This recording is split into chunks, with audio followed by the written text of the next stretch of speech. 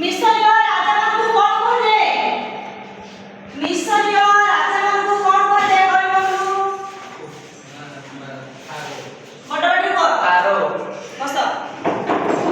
ମିଶରୀୟ ମାନଙ୍କର ଲିପିକୁ କୋଉ ଲିପି କୁହାଯାଏ? କହିଲ ବସ।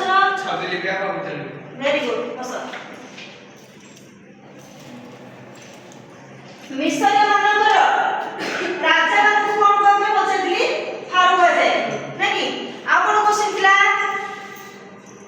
ଆଉ କଣ କ୍ୱେଶ୍ଚନ ଥିଲା? ମିଶରୀୟ ସଭ୍ୟତାର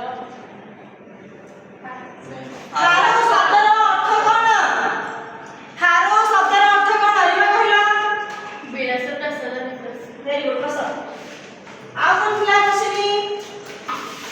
ପୁରୋହିତ ମାନଙ୍କୁ କଣ ସବୁଠାରୁ ସର୍ବବୃହତ ପିରାମିଡ କୋଉଠାରେ ନିର୍ମାଣ କରାଯାଇଥିଲା? ସର୍ବବୃହତ ପିରାମିଡ ବା ସବୁଠାରୁ ବଡ଼ ପିରାମିଡଟି କୋଉଠାରେ ତିଆରି କରାଯାଇଥିଲା? ଗିଜେ ଥାଳେ ବଡବାଡ଼ିରେ। ଗିଜେ ଥାଳେ। ଭେରି ଗୁଡ୍ ବସ।